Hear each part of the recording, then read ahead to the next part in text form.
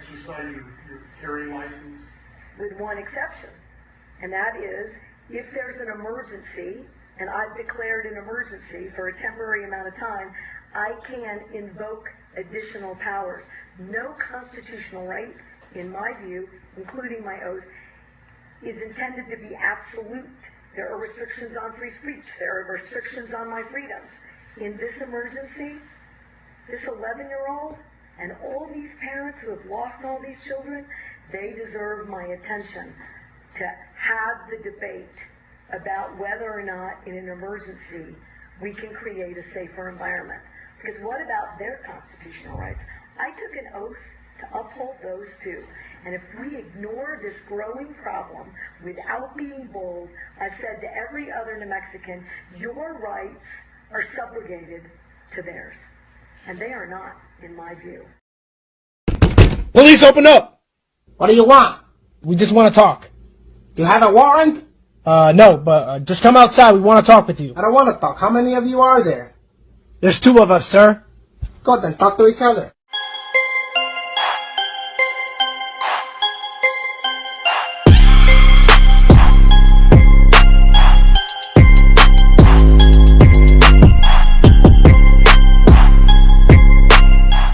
Albuquerque and Bernalillo County speaks for itself that we're seeing a reduction in homicides.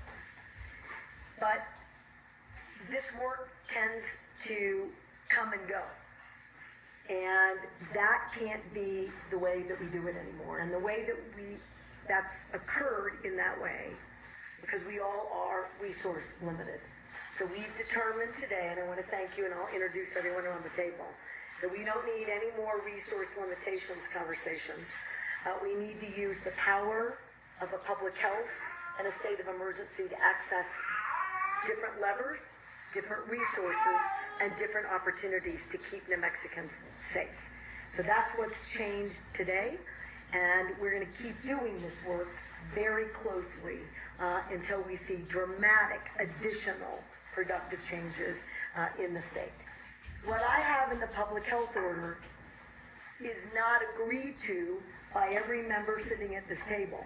So in this public health order, which is effective today, September 8th, which lasts 30 days, and then we'll, like all the other public health orders, we will either amend or renew or adjust, depending upon where we are.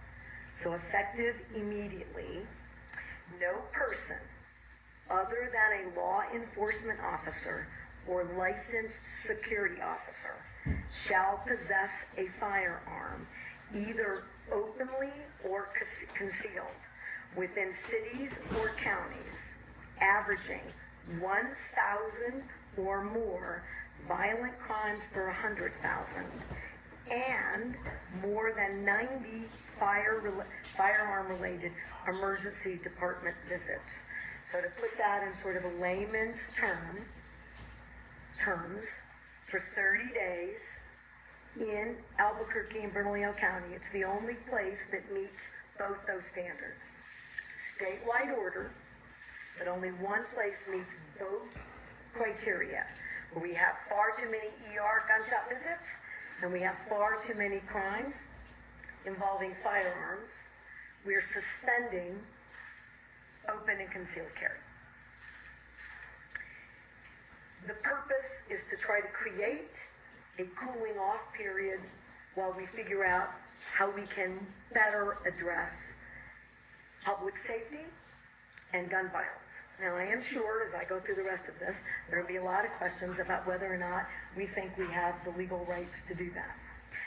I am sure that before you write this, there will be a legal challenge, and I can't tell you that we win it, given all of the different challenges to gun violence laws and restrictions on individual firearm access and control.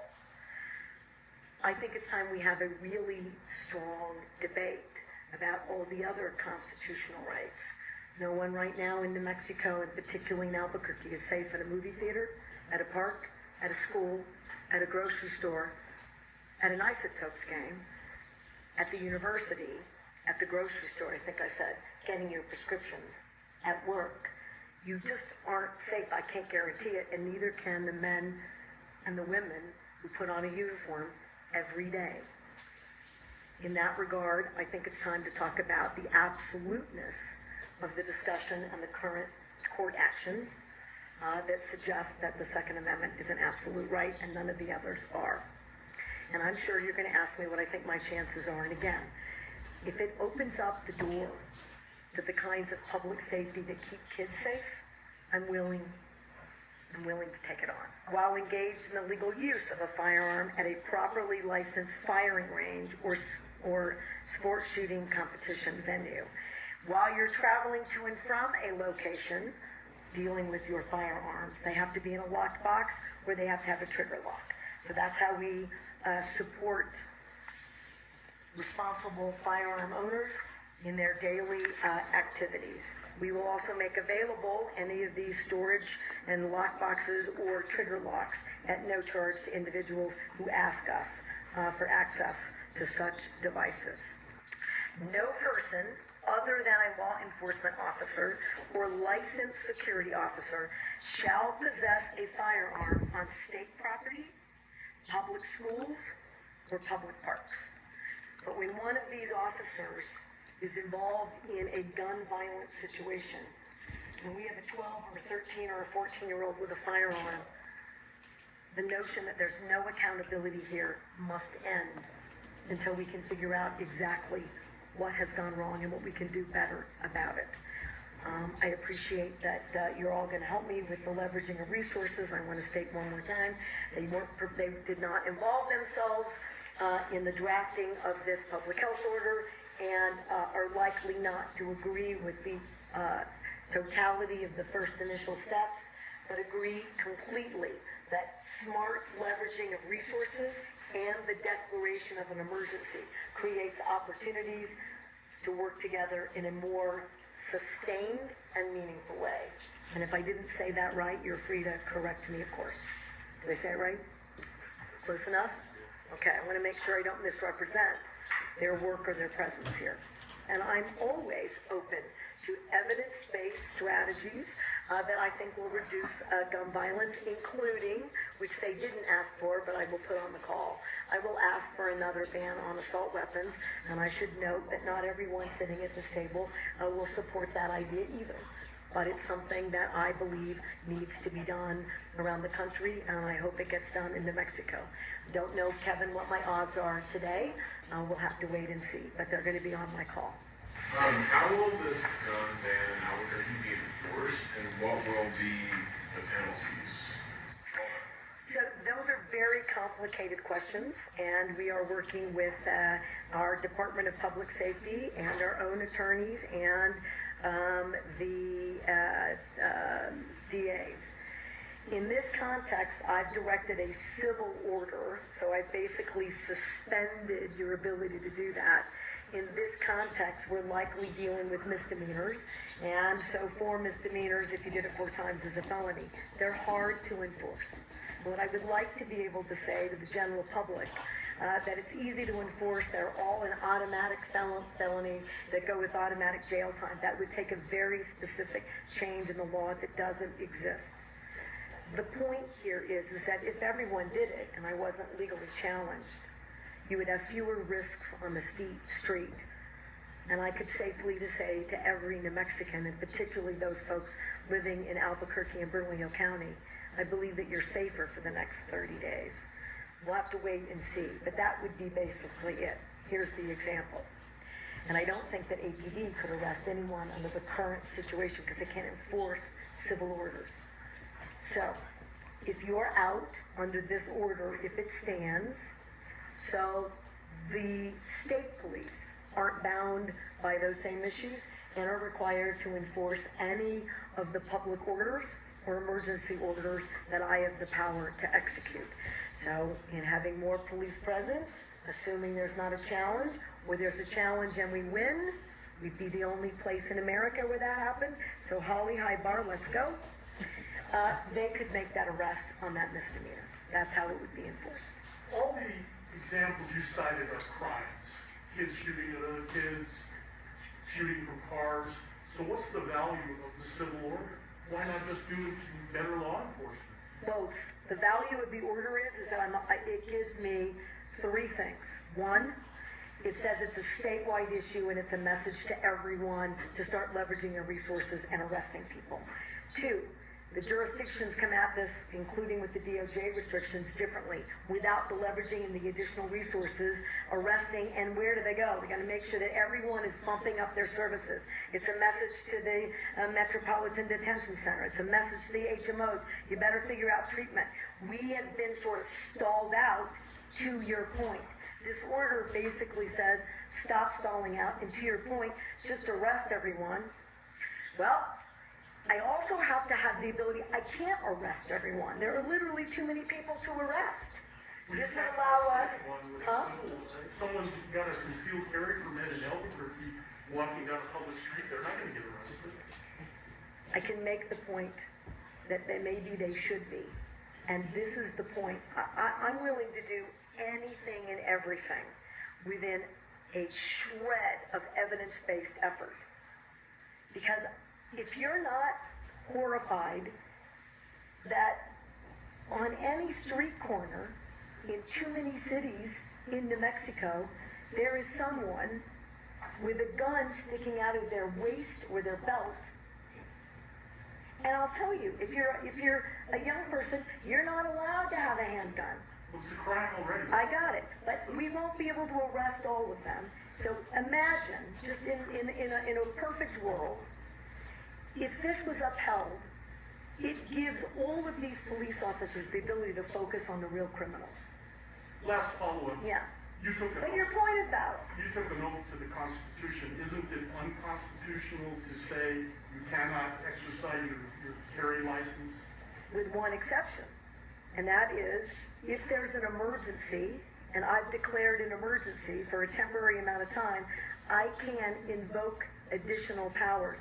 No constitutional right, in my view, including my oath, is intended to be absolute. There are restrictions on free speech. There are restrictions on my freedoms. In this emergency, this 11-year-old and all these parents who have lost all these children, they deserve my attention to have the debate about whether or not in an emergency we can create a safer environment. Because what about their constitutional rights? I took an oath to uphold those too. And if we ignore this growing problem without being bold, I've said to every other New Mexican, your rights are subrogated to theirs. And they are not, in my view. Wait a minute. You're talking about crimes. There are already laws against crimes, so how are their rights? I got it. But again, if I'm unsafe, who's standing up for that right? If this climate is so out of control, somebody should do something. I'm doing as much as I know to do. Madam Governor, Yep. do you really think that criminals are going to hear this message and not carry a gun in Albuquerque on the streets for 30 days? No. But here's what I do think. It's a pretty resounding message to everybody else in that community to report a crime, to tell us what's going on, to aid law enforcement, to do something different. How many of you have been told by a business or a citizen, it's all of you, by the way, that they call or they ask for help and no one will show up or do anything about a crime, particularly even a violent crime? How many times have you heard that? Once every day? 10 times every week? Well, I hear it every day. So if this encourages the public to help us create a safer environment, I'm in. I don't have to be the only one talking. So let's say this month goes exactly as you're hoping. You win any challenges to it. You get data that looks really good for the whole thing. I mean, what's after that? What would you hope to follow? I would hope that data, if this holds and it works, then we make a decision whether we can remove the order if the public emergency and the epidemic is over. I bet it's not over in 30 days. So I would guess this group would ask us to modify, to use the data, to identify additional strategies, and to re-execute the order. But these are all things I can't answer yet. Again, the beauty for me is this is the power I have. It allows me to dictate to hospitals, although they're supposed to be doing it, but make it really clear, they have to report information to us about gunshot victims. And I think it's going to have a market impact as well. But if it doesn't, something else is coming. Enough is enough. Yeah. Enough is enough. You know, you mentioned that there's people at this table that disagree with the order. I'm just curious if anyone wants to step up and speak. What specifically do you disagree with? Can I just do it? Yeah, I think and I'm going to thank Milan for his really tough questions. They're fair. It's that. It's the concealed and open carry. Because if we could modify that with evidence that suggests that you're safer if you do. But I can't in 30 days. If I can turn down the temperature, you know, it's not illegal for a young person to have an automatic weapon, just a handgun. I can't arrest that person. If we tell the bad actors, and I realize it's a pinch and then some on responsible gun owners, I'm clear, it is. It's a sacrifice that allows everyone else to get their arms around a growing, significant problem. I'm not going to stop pushing on public safety until it's safe. And we keep fighting. Until every child, every family, every neighbor, every community, every city, every village is the safest it can possibly be in the state of New Mexico. Thank you for being here today. And New Mexico, let's stay safe.